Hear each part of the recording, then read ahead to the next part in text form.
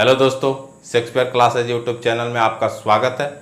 आज के इस वीडियो लेक्चर में हम लोग 12th क्लास केमिस्ट्री के चैप्टर नंबर 5 के एक महत्वपूर्ण टॉपिक एंजाइम उत्प्रेरण के बारे में पढ़ने वाले हैं। ठीक है, ये जो टॉपिक है आपके एग्जाम पॉइंट ऑफ व्यू से देखा जाए तो काफ़ी महत्वपूर्ण होता है। ठीक है, यहाँ हम लोग एंजाइम के बारे में पढ़ते हैं, फिर एंजाइम उत्प्रेरण के बारे में पढ़ते हैं और फिर इसके अभिलक्षण के बारे में पढ़ते हैं। ठीक है, और फिर इसी एंजाइम के बारे में जब हम लोग जैव अणु चैप्टर पढ़ते हैं जो कि अपना चैप्टर नंबर 14 है, वहाँ भी ये टॉपिक देखने को मिलता है। ठीक है, तो दोनों जगह क्या हो जाता है, एक ही टॉपिक पढ़ने होते हैं, हमें थोड़े बहुत अंतर होते हैं।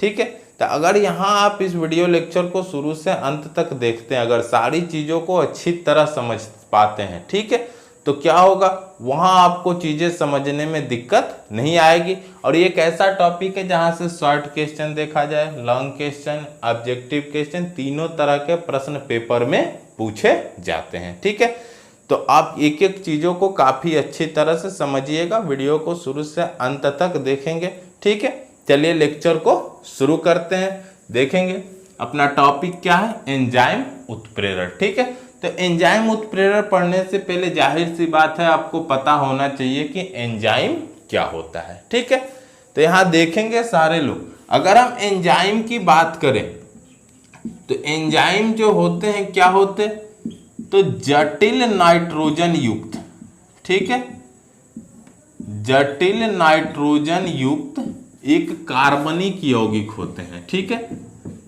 एंजाइम क्या होते हैं, तो जटिल नाइट्रोजन युक्त कार्बनिक यौगिक होते हैं। ठीक है, जो जीवित पौधों या जंतुओं के द्वारा उत्पन्न किए जाते हैं। ठीक है, जीवित पौधों या जंतुओं, एक शब्द में कहे तो क्या, सजीवों के द्वारा उत्पन्न किए जाते हैं। ठीक है, क्या होते हैं, सजीवों के अंदर ही इनका निर्माण होता है। ठीक है, आगे देखेंगे एंजाइम के बारे में। दूसरी बात क्या है, तो ये उच्च अणु भार वाले, ठीक है, उच्च अणु भार वाले प्रोटीन होते हैं। ठीक है, आप प्रोटीन अणु भी लिख सकते हैं, सॉरी, ये उच्च अणु भार वाले क्या होते हैं, तो प्रोटीन होते हैं। ठीक है, तो यहां से ही आपका पहला ऑब्जेक्टिव पूछता है कि एंजाइम क्या होते हैं, तो एंजाइम क्या होते हैं, प्रोटीन होते हैं। ठीक है, इनका निर्माण कहाँ होता, तो सजीवों के अंदर ही। ठीक है, देखेंगे ये जो एंजाइम होते हैं इनका मुख्य कार्य क्या होता है, तो जो जैव रासायनिक अभिक्रियाएं होती हैं।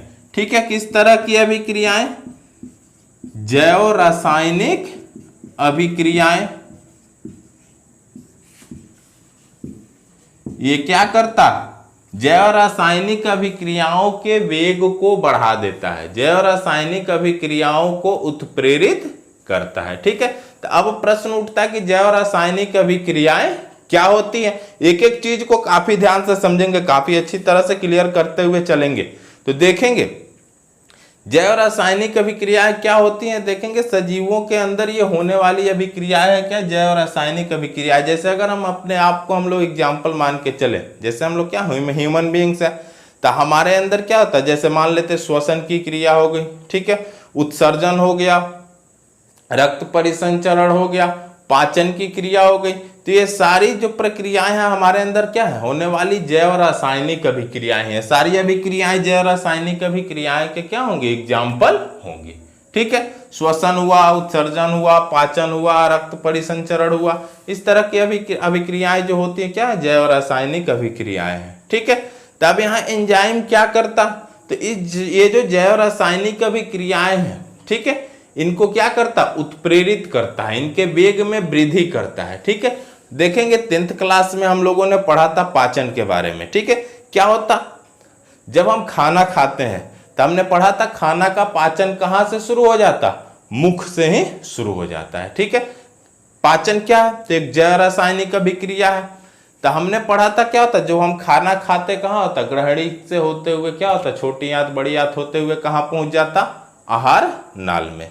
ठीक है, तो अब यहाँ पर देखेंगे क्या होता, जब खाना हम लोग खाते तो आहार नाल तक पहुँचते पहुँचते खाना क्या होता, जो खाने के बड़े बड़े अणु होते, कण होते, छोटे छोटे टुकड़ों में टूट चुके होते हैं और धीरे धीरे वो खाना हमारे शरीर में क्या हो जाता, पच जाता है। ठीक है, तो हमने 10th क्लास में पढ़ा है कि जब खाना हम लोग खाते तो ये ग्रहणी से होते हुए छोटी आंत बड़ी आंत से होते हुए कहाँ पहुँचता, आहार नाल तक। ठीक है, तो ये जो ग्रहणी है, छोटी आंत है, बड़ी आंत है, आहार नाल है, इन सब की दीवारों की ग्रंथियों से क्या उत्पन्न होते हैं, एंजाइम उत्पन्न होते हैं। ठीक है, और ये जो एंजाइम होते क्या करते, खाना पचाने में मदद करते हैं, खाना को जल्दी से जल्दी पचा देते। ठीक है, हम जो खाना खाते कितना 4 घंटा तक क्या होता है, 4 घंटा में आसानी से पच जाता है। ठीक है, अगर हम क्या है पूरी तरह से स्वस्थ हैं तब। अब अगर हमारे शरीर में यह एंजाइम नहीं बनता तब क्या होता, तो वैज्ञानिकों के अनुसार आप माने तो जो हम खाना खाते हैं, ठीक है, अगर हमारे शरीर में एंजाइम न बने तो एक बार जो हमने खाना खाया उस खाना को पचने में कम से कम 50 साल लगेंगे। कितना, कम से कम 50 साल।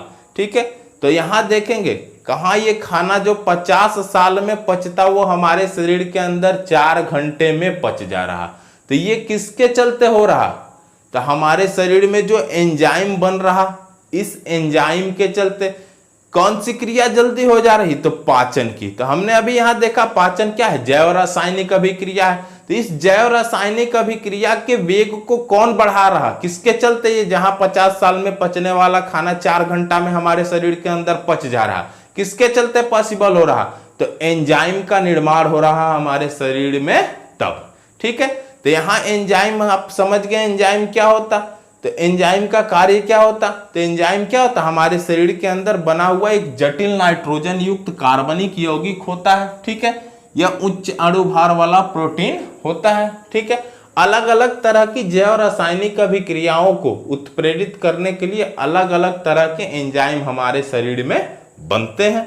ठीक है, तो अब यहां पर देखेंगे तो हमने देखा कि एंजाइम जब शरीर में बना तो एंजाइम क्या किया, तो जो पाचन की अभिक्रिया हो रही थी, पाचन की क्रिया हो रही थी, जैव रासायनिक अभिक्रिया जिसको हम कह रहे हैं। ठीक है, तो उस अभिक्रिया के वेग को बढ़ा दे रहा है। ठीक है, तो अब हम देखेंगे यहां पर आगे एंजाइम में क्या, तो एंजाइम जो होते हैं क्या होते हैं, प्रभावशाली उत्प्रेरक होते हैं। ठीक है, या हम कह सकते हैं कि काफी प्रभावी उत्प्रेरक होते हैं। क्यों हम इनको उत्प्रेरक कह रहे हैं जी, तो ये क्या कर रहे हैं, हम पढ़े हैं कि जो वैसा रासायनिक पदार्थ जो अभिक्रिया के वेग को बढ़ा देते हैं उसे हम क्या कहते हैं, उत्प्रेरक कहते हैं। तो यहां हम देख रहे हैं कि एंजाइम भी क्या कर रहा है, तो जैव रासायनिक अभिक्रिया के वेग को बढ़ा रहा है, इसलिए एंजाइम को हम क्या कहते हैं, उत्प्रेरक कहते हैं। ठीक है, अब यहां पर देखेंगे एंजाइम किस तरह की अभिक्रिया के वेग को बढ़ा रहा, तो जैव रासायनिक अभिक्रिया के वेग को बढ़ा रहा। ठीक है, तो ये जो एंजाइम उत्प्रेरक हुआ तो इसको क्या कह दिया जाता है, जैव रासायनिक अभिक्रिया के वेग को बढ़ा रहा, इसलिए इसको किस नाम से जाना जाता जी, जैव रासायनिक उत्प्रेरक। क्या कह दिया जाता है इसको, जैव रासायनिक उत्प्रेरक। ठीक है, या जैव उत्प्रेरक भी लिखा जाता है, या आप देखेंगे तो ये जैव को इंग्लिश में बायो भी लिख देता है। तो आपसे यहां से प्रश्न पूछ सकता है कि बायो उत्प्रेरक है या जैव उत्प्रेरक होता है या जैव रासायनिक उत्प्रेरक होता है, तो आप ऑप्शन में सीधा किस पर टिक करेंगे, तो एंजाइम पर। ठीक है, एंजाइम क्या होता है, तो प्रोटीन होता है। अगर ऑप्शन में प्रोटीन देखेंगे पूछता है एंजाइम होता है, तो ऑप्शन में रहेगा प्रोटीन, प्रोटीन पर आप क्या करेंगे, टिक कर देंगे। ठीक है, फिर पूछता है एंजाइम होता है तो क्या होता है, जीवों के अंदर निर्मित एक उत्प्रेरक है। ठीक है, तो ऑप्शन में वो भी रहे तो आप टिक कर देंगे कि जीवों के अंदर निर्मित एक उत्प्रेरक क्या होता, तो एंजाइम। तो अब हमने यहां पर देखा क्या, एंजाइम को क्या कहा जाता, जैव रासायनिक उत्प्रेरक। क्यों कहा जा रहा, तो एंजाइम जैव रासायनिक अभिक्रिया के वेग को बढ़ा दे रहा है। ठीक है, तो ये तो हुआ एंजाइम के बारे में। अब हम बात करें अगर एंजाइम उत्प्रेरण की। ठीक है, तो यहां देखेंगे एंजाइम के द्वारा जैव रासायनिक अभिक्रिया के वेग को बढ़ा दिया जाता है, इसलिए इसे हम जैव रासायनिक उत्प्रेरक कहते हैं। तथा यह जो घटना होती है इसको हम क्या कह देंगे जी, एंजाइम उत्प्रेरण कहेंगे या जैव रासायनिक उत्प्रेरण कहेंगे।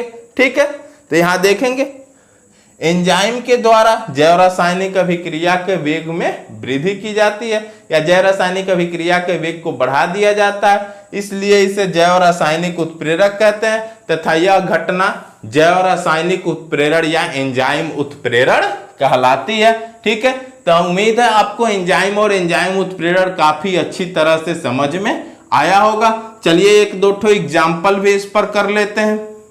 यहां ध्यान देंगे सब लोग, एग्जाम्पल के द्वारा समझते हैं। यहां देखेंगे ये क्या है, C12H22O11। ठीक है, इससे हम लोग क्या कहते हैं, सुक्रोज। ठीक है, हिंदी में लिख देते हैं, क्या कहते हैं, सुक्रोज, या आप इसे इक्षु शर्करा भी कह सकते। ठीक है, जब इसका जल अपघटन कराया जाता है, ठीक है, जब इसका जल अपघटन कराया जाता है तो ये क्या देता, C6H12O6 किसमें टूटता जे, जल अपघटन कराने पर ये क्या देता, तो ग्लूकोज और फ्रक्टोज। क्या देता, ग्लूकोज और फ्रक्टोज। ठीक है, तो देखेंगे सुक्रोज का जल अपघटन कराने के लिए, सुक्रोज का जल अपघटन कराने के लिए यहां जिस एंजाइम को प्रयोग में लाया जाता उस एंजाइम को हम क्या कहते हैं, इनवर्टेस। ठीक है, क्या कहते हैं, इनवर्टेस। ठीक है, इनवर्टेस एंजाइम के उपस्थिति में क्या होता, जब सुक्रोज का हम जल अपघटन कराते हैं तो ये काफी तेजी से क्या बना देता, ग्लूकोज और फ्रक्टोज। ठीक है, तो यहां एंजाइम किस रूप में प्रयोग हुआ, उत्प्रेरक के रूप में। ठीक है, तो इसको हम क्या कह देंगे, एंजाइम उत्प्रेरक या जैव रासायनिक उत्प्रेरक भी आप कह सकते हैं। ठीक है, तो इस एंजाइम के द्वारा यहां अभिक्रिया के वेग में जो वृद्धि की घटना हो रही, ठीक है, उसको हम लोग क्या कहेंगे, तो एंजाइम उत्प्रेरण। ठीक है, इसी तरह से यहां देखेंगे ये क्या है, C6H12O6। ठीक है, जब इस ग्लूकोज को एथेनॉल में परिवर्तित किया जाता है तो यहां जिस एंजाइम का उपयोग किया जाता वो क्या होता, जाइमेस। ठीक है, तो ये किस में टूट जाता, जाइमेस एंजाइम की उपस्थिति में जल्दी से परिवर्तित हो जाता किसमें, एथेनॉल में। ठीक है, यहां एथेनॉल हो गया, इधर क्या हो जाता, CO2। ठीक है, तब यहां पर देख रहे हैं कि एथेनॉल को ग्लूकोज को एथेनॉल में परिवर्तित करने के लिए किस एंजाइम की जरूरत पड़ रही, जाइमेस की। इसकी उपस्थिति में एथेनॉल ग्लूकोज जो है जल्दी से किस में बदल जा रहा, एथेनॉल में। ठीक है, तो यहां देखेंगे इस तरह के रिएक्शन के लिए आपसे रिएक्शन लिखने के लिए नहीं पूछेगा, आपसे पूछेगा क्या कि सुक्रोज का जल अपघटन कराने के लिए किस एंजाइम का प्रयोग किया जाता है, तो आपको याद रखना होगा इनवर्टेस। उसी तरह से पूछेगा ग्लूकोज को एथेनॉल में परिवर्तित करने के लिए किस एंजाइम को उपयोग में लाया जाता है, तो क्या हो जाएगा, जाइमेस। ठीक है, तो यहां दिख रहा है कि जाइमेस के उपस्थिति में ये जल्दी से बदल रहा किसमें, एथेनॉल में।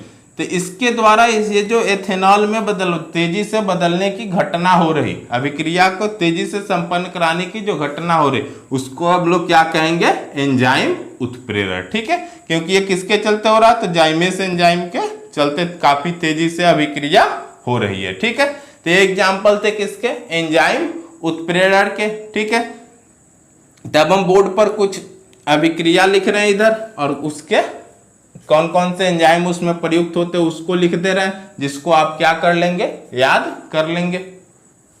सब लोग यहाँ पर ध्यान देंगे, देखेंगे इधर क्या लिखा हुआ है, किस तरह से यहाँ अभिक्रिया होती है, मतलब स्टार्च से किस में बदलेगा, ये माल्टोस में। तो यहाँ जिस एंजाइम का प्रयोग किया जाता कौन सा होता, डाइस्टेज। तो इधर एंजाइम का नाम लिखा हुआ, इधर रिएक्शन। देखेंगे स्टार्च का जब जल अपघटन कराया जाता तो किस में बदलता, माल्टोस में, ठीक है। तो स्टार्च का जल अपघटन किस एंजाइम की उपस्थिति में कराया जाता, तो डायस्टेज। याद रखेंगे, यहाँ से ऑब्जेक्टिव निकलते हैं, इसलिए हमने दिया, ये सारे एंजाइम के नाम आपको याद रखने होंगे।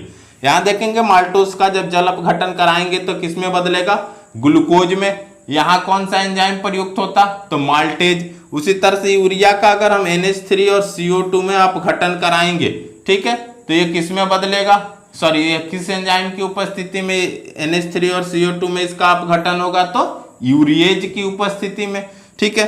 प्रोटीन से एमिनो अम्ल, प्रोटीन किस एंजाइम की उपस्थिति में एमिनो अम्ल में बदलेगा, तो कौन सा एंजाइम होता है, पेप्सिन। यहां देखेंगे दूध से दही, यह भी एंजाइमिक अभिक्रिया है। यहाँ जो जिस एंजाइम का उपयोग किया जाता है वो कौन सा होता है, लैक्टोबैसिलस, ठीक है। और ये जो लैक्टोबैसिलस एंजाइम होता है ये कहाँ उपस्थित होता है, तो दही में ही उपस्थित होता है, ठीक है। तो ये आपको ये रिएक्शन याद रखने होंगे और इनमें प्रयुक्त होने वाले एंजाइम याद रखने होंगे, ठीक है। बस इतना से ही आपका काम चल जाएगा। इधर से अगर कोई ऑब्जेक्टिव निकलता है तो आप आसानी से कर लेंगे, ठीक है। पूछेगा कि स्टार्च का जल अपघटन कराने में किस एंजाइम का प्रयोग किया जाता है, तो कौन सा हो जाएगा, डायस्टेज। इस तरह से यहाँ से प्रश्न बनते हैं, ठीक है। तो उम्मीद है यहाँ तक आपको क्लियर हो गया होगा एंजाइम उत्प्रेरण क्या होता है, ठीक है। चलिए अब एंजाइम उत्प्रेरण के अभिलक्षण को डिस्कस कर लेते हैं। सब लोग ध्यान देंगे, काफी अच्छी तरह से समझेंगे। देखेंगे सबसे पहला अभिलक्षण जो होता है एंजाइम उत्प्रेरण में क्या होता, तो जो इसकी दक्षता जो होती है एंजाइम उत्प्रेरण में क्या होता है, इसकी दक्षता अत्यधिक उच्च होती है, काफी उच्च होती है, ठीक है। कहने का मतलब क्या कि एंजाइम के जो एक अणु होते हैं ना, ठीक है, वे 1 मिनट में एंजाइम के एक अणु काफी ध्यान से देखेंगे, 1 मिनट में, ठीक है, अभिकारक के 10 लाख अणुओं को, ठीक है, 1 मिनट में कितने अभिकारक के 10 लाख अणुओं को उत्पाद में बदल सकते हैं, ठीक है। आप इसी से इनकी दक्षता की अंदाजा लगा सकते हैं कि एंजाइम का एक अणु 1 मिनट में अभिकारक के जो जैव रासायनिक अभिक्रिया में जो भी अभिकारक होंगे उनके 10 लाख अणुओं को उत्पाद में बदल सकता है, ठीक है। इसके अलावा ये क्या करते हैं, अभिक्रिया के वेग को 10 के पावर 8 से 10 का पावर 20 गुना तक बढ़ा देते हैं, ठीक है। तो आप इससे इनकी दक्षता की अंदाजा लगा सकते हैं, ठीक है। इनकी दक्षता जो होती है काफी उच्च होती है, ठीक है। दूसरे अभिलक्षण की बात हम करें तो दूसरा अभिलक्षण जो होता है क्या, इसकी जो प्रकृति होती है वो क्या होती है, विशिष्ट होती है, ठीक है। यानी प्रत्येक अभिक्रिया के लिए अलग अलग एंजाइम उत्प्रेरक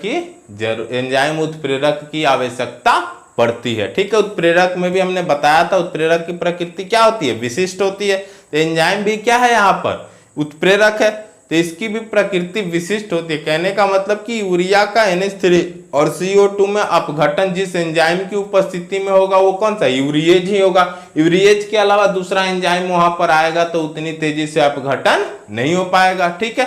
तो इसकी प्रकृति जो होती है क्या होती है, विशिष्ट होती है। तो दूसरा बात हमें यहाँ क्या पता चला, दूसरा अभिलक्षण यहाँ क्या देखने को मिलता, तो इसकी विशिष्ट क्या होती है, प्रकृति जो होती है क्या होती है, विशिष्ट होती है। विशिष्ट प्रकृति का होता है, ठीक है। प्रत्येक अभिक्रिया के लिए क्या होता, एक अलग अलग एंजाइम उत्प्रेरक की आवश्यकता पड़ती है, ठीक है। एक ही एंजाइम क्या करेगा, सभी अभिक्रियाओं को, सभी जैव रासायनिक अभिक्रियाओं को संपन्न नहीं करवा देगा। क्लियर है। तीसरा देखेंगे, तीसरा अभिलक्षण क्या होता, तो तीसरे अभिलक्षण की अगर हम बात करें तो देखेंगे इसकी सक्रियता जो होती है। कहने का मतलब क्या कि एंजाइम उत्प्रेरण की जो उत्प्रेरण क्षमता होती है, ठीक है, उसके लिए जो टेम्परेचर का रेंज होता, अनुकूलतम ताप या इष्टतम ताप उसको कहते हैं, ठीक है, वो कितना होता, तो 298 केल्विन से 310 केल्विन तक, ठीक है। मतलब एंजाइम उत्प्रेरण की उत्प्रेरण क्षमता 298 केल्विन से 300 केल्विन ताप तक क्या होती है, अधिक होती है। ठीक है, अधिकतम होती है। इसकी उत्प्रेरण क्षमता 298 केल्विन से लेकर 310 केल्विन ताप तक अधिकतम देखने को मिलती है। ठीक है, किसी भी उत्प्रेरक की जो उत्प्रेरण क्षमता, ठीक है, जिस ताप पर उत्प्रेरक की उत्प्रेरण क्षमता अधिकतम होती है उस ताप को क्या कहा जाता है, तो अनुकूलतम ताप या इष्टतम ताप उसको कह सकते हैं। ठीक है, तो एंजाइम उत्प्रेरण के लिए जो अनुकूलतम ताप या इष्टतम ताप होता है वो कितना होता है, तो 298 केल्विन से 310 केल्विन। ठीक है, कहने का मतलब क्या कि इतने ताप पर इसकी उत्प्रेरण क्षमता जो होती है क्या होती है, अधिकतम होती है। क्लियर है। चौथा पॉइंट देखेंगे, अगर पीएच का मान कितना रहे 5 से 7 तक, तब इसकी उत्प्रेरण क्षमता जो होती है क्या देखने को मिलती है, अधिकतम देखने को मिलती है। किसकी, एंजाइम उत्प्रेरण की। तो इस पीएच को हम लोग क्या कहते हैं, इष्टतम पीएच कह सकते या अनुकूलतम पीएच। तो एंजाइम उत्प्रेरण के लिए क्या होता, जो अनुकूलतम पीएच का मान होता वो कितना होता, 5 से 7 तक। अगर पीएच का मान 5 से 7 के बीच में है, ठीक है, तो इसकी उत्प्रेरण क्षमता क्या होती है, अधिकतम होती है। तो ये हुआ चौथा अभिलक्षण। अगर पांचवें अभिलक्षण की बात करें, ठीक है, तो यहां देखेंगे कुछ ऐसे पदार्थ होते हैं जो एंजाइम उत्प्रेरण की सक्रियता को बढ़ा देते हैं। ठीक है, यानी इसके लिए उत्प्रेरक वर्धक के रूप में कार्य करते हैं। ठीक है, तो वो पदार्थ जो होते हैं उनको किस नाम से जाना जाता है, तो सह एंजाइम्स के नाम से। ठीक है, अगर उसके एग्जाम्पल की बात करें तो क्या हो जाता है, जैसे हम लोग कह सकते हैं विटामिन। ठीक है, अगर क्या होता है, जैव रासायनिक अभिक्रिया में एंजाइम अभिक्रिया के वेग को तो बढ़ा ही रहा है, अगर एंजाइम को विटामिन का साथ मिल जाता है तो ये उस अभिक्रिया की गति को और तेज कर देगा। यानी एंजाइम की क्रियाशीलता कौन बढ़ा देता, विटामिन। इसके अलावा अगर कुछ सक्रियक की बात करें, जैसे जो धात्विक आयन होते हैं, ठीक है, जैसे Na+ हो गया, Mn2+ हो गया, Cu2+ हो गया। ठीक है, अगर ये धात्विक आयन भी एंजाइम के साथ आ जाते तो ये एंजाइम की क्रियाशीलता को क्या करते, बढ़ा देते हैं। ठीक है, तो यानी सह एंजाइम्स और सक्रियक जो कि क्या होते हैं, धात्विक सह एंजाइम तो विटामिन हो गया, और सक्रियक क्या हुए, ये जो धात्विक आयन हुए, इनकी उपस्थिति हो जाने से अगर ये एंजाइम के साथ आ जा रहे हैं तो एंजाइम की क्रियाशीलता क्या होती है, बढ़ जाती है। ठीक है, तो ये अभिलक्षण हुआ कौन सा, पांचवा। ठीक है, क्यों, किसकी किसकी उपस्थिति हो जाने से, तो ये सक्रियक जो कि कौन से है, यहां लिख देते हैं धात्विक आयन के रूप में Na+ है, Mn2+, ठीक है, Cu2+ इत्यादि। ठीक है, Cu2+ भी लिख सकते हैं, इनकी उपस्थिति और किसकी उपस्थिति, सह एंजाइम्स। ठीक है, सह एंजाइम्स ब्रैकेट में आप लिख सकते क्या, विटामिन। ठीक है, तो ये अगर आ जा रहे हैं किसके साथ, एंजाइम के साथ, तो इसकी क्रियाशीलता को क्या करते, बढ़ा देते। छठे अभिलक्षण की बात करें तो ये जो एंजाइम होता है, एंजाइम उत्प्रेरण होता है। ठीक है, तो इसमें क्या देखने को मिलता है, छठे अभिलक्षण की बात करें तो इस पर विष का प्रभाव पड़ता है। ठीक है, कहने का मतलब क्या कि कोई जैव रासायनिक अभिक्रिया अगर अधिक तेजी से ये संपन्न करा रहे हैं, ठीक है, जिसके चलते मान लेते हैं हमारे बॉडी में क्या होता है, कुछ प्रॉब्लम देखने को मिलती है, तो क्या होता है, औषधि देके मतलब दवा देके इनके उत्प्रेरण क्षमता को कम किया जा सकता है। तो छठा जो उत्लक्षण देखने को मिलता है, छठा अभिलक्षण जो हो जाता है, ये क्या होते हैं, विष से प्रभावित होते हैं। ठीक है, तो ये हुए एंजाइम उत्प्रेरण के अभिलक्षण। उम्मीद है आपको काफी अच्छी तरह से समझ में आया होगा। ठीक है, तो आज के लेक्चर को यहीं पर लास्ट करते हैं। वीडियो अच्छा लगा हो तो वीडियो को लाइक करेंगे, शेयर करेंगे और चैनल को जरूर सब्सक्राइब कर लेंगे। ठीक है, और साथ में बेल आइकन को प्रेस कर देंगे ताकि कोई भी वीडियो अपलोड हो तो नोटिफिकेशन आपके पास चला जाए। ठीक है, और आप लोग अगर हमारे पेड कोर्स को ज्वाइन करना चाहते हैं, ठीक है, तो आप लोग इस नंबर पर संपर्क कर सकते हैं और पेड कोर्स के बारे में जानकारी ले सकते हैं। यहाँ पर 12th क्लास की सभी विषयों की पढ़ाई हम लोगों के द्वारा पेड कोर्स के रूप में कराई जा रही है, ठीक है। तो आप भी कोर्स को ज्वाइन कर सकते हैं और अच्छी तरह से अपने तैयारी को जारी रख सकते हैं। Thank you.